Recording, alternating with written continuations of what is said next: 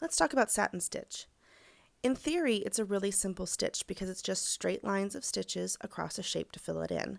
But there's a lot to think about so that you can have a beautiful satin stitch when you're done. One of the first things is whether or not you want to pad out your shape. So for this first example, I have stitches straight across my circle, and it's fairly neat and tidy, although sometimes it can be difficult to get your stitches to come up in a way that gives you a perfect curve around your shape. In the next example here, I've done an outline first in split stitch, which is the most recommended stitch for outlines for satin stitch.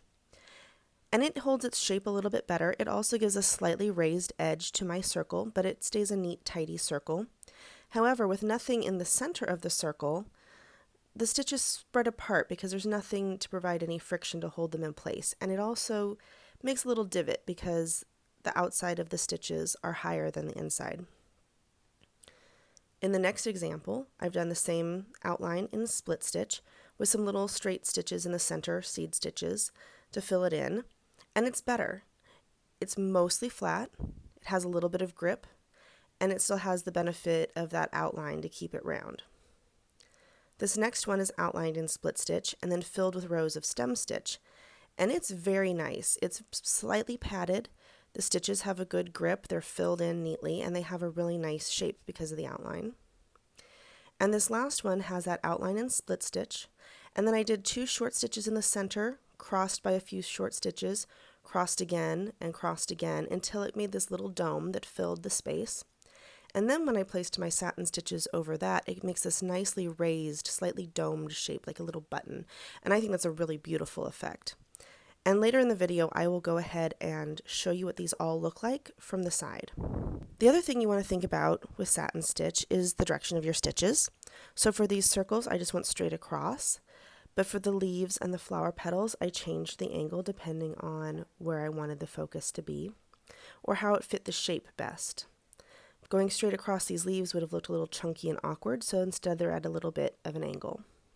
The next thing you want to think about is thread.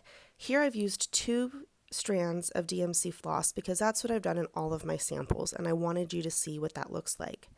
But it can be difficult to work with 2 threads because as you work they have a tendency to twist around each other, and 2 threads that are twisted are not going to lay smoothly and be reflective and shiny when you're done.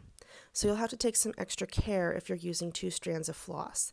It fills the shape fast, but it may not provide that smooth finish. On the flower, I tried out some different threads so that you could see how they look. So this is one of the DMC floche, which is a very softly twisted thread. It's a single thread, you don't divide it, and it has a nice shine to it already, and then that soft twist made a very lustrous flower for a cotton.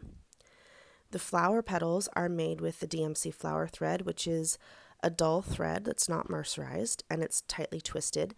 So it has a lot of texture, but you can still get that kind of smooth impact of that satin stitch. And then the center of this was done with the padded stitch with a little bit of a dome and a silk thread, and so it's very smooth and very shiny. So your choice of thread, your choice of padding, your choice of stitch direction, they're all going to play into how your satin stitch looks. The other thing that will play into it is your fabric. This is a fairly tightly woven fabric, which means your needle is going to come up pretty much anywhere you want it to, and you could go ahead and step these stitches one next to each other so that you have a smooth shape. If you're using something like an even weave linen, which I know many people use for embroidery projects, you're going to have fewer threads, and the holes are only going to be in certain places, and you may find it very difficult to put the thread exactly where you want it, and the outline of your satin stitch may be a little more jagged than you prefer. So all of these things combine into what your satin stitch looks like. So let's take a look at these different satin stitches from the side. This first one without any underlay, you can see is very flat to the fabric. The next one where it only has the outline, you can see almost has a little dimple in the middle of it because there's nothing to support those threads. The next one has a little bit of support, less of a dimple. This one is nicely padded out and supported. You can see that it's almost a tiny bit domed. It has a nice little ridge along the edge. And then this one, where it has multiple layers of threads, gives this nice domed shape. So let's look at executing a satin stitch. I've drawn a little leaf here, and I've done a split stitch outline and some stem stitch fills. I like the fact that I think this outline helps hold my shape really nice and crisp, and I like the slight padded look that the fill gives. If you have a very small shape, you might not want to do this because it would be very bulky. And the reason we want to do a split stitch outline, even if you feel like it looks messy, it's going to give a very flat top to the outline. Whereas if you do something like back stitch, it's very bulky on the back side, and in between the two stitches there's going to be a point where the threads pull a little bit towards the bottom, and there's going to be these slight little hills.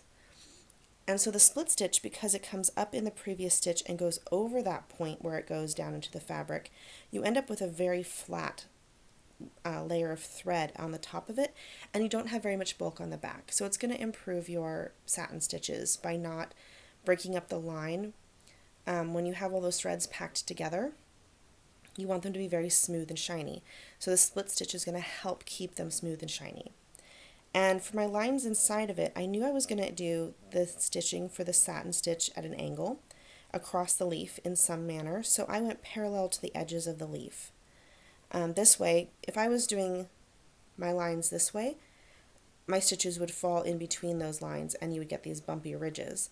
So I would have switched them to a different direction if I was changing the stitch direction. But I plan to do them at an angle, so I put my lines sort of perpendicular to where I knew my angle would be. You always want to start in the middle for a satin stitch and get the line of your angles going. So I'm going to come up here along one edge, and I'm going to try and figure out what looks good. So that would be a pretty angle, but let's see how it would look at the tip. If we go that same angle up here, it's going to get a little bit chunky. If I change it a little bit, that might actually be a little bit nicer as I get towards the tip, because I can fan it just a tiny bit, but I don't have to do too much.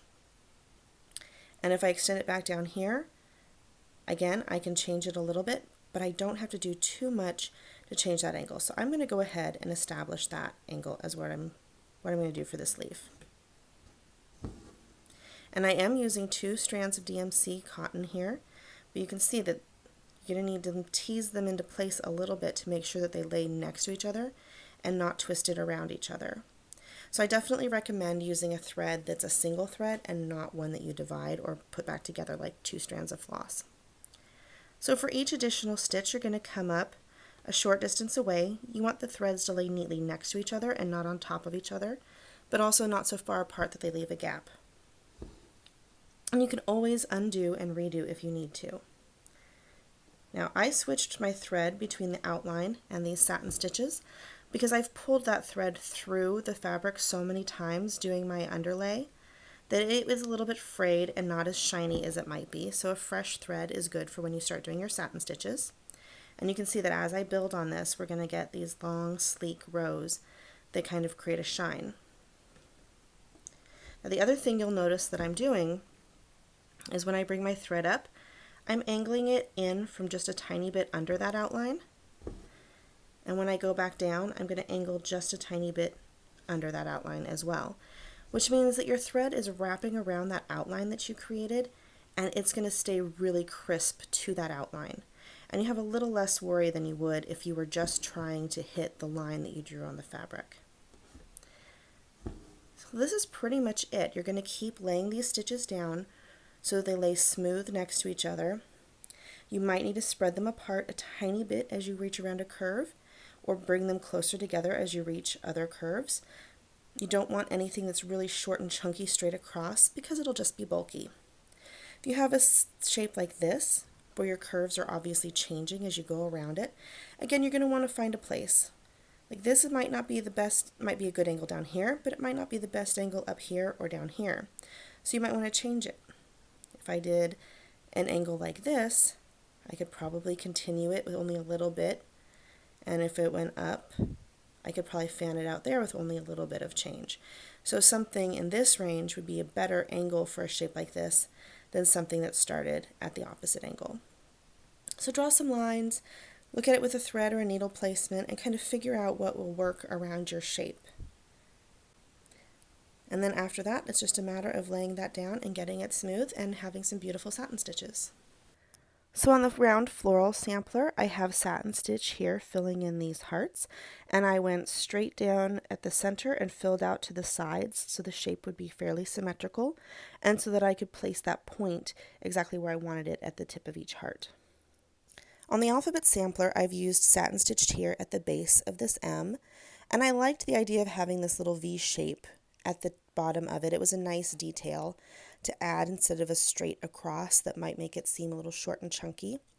But then because this leg is very narrow, and because I had that V shape, I wanted to make sure that I angled my satin stitch. So I ended up doing it at an angle that complemented the V shape at the top, and also gave it a little length across the width of that leg of the M.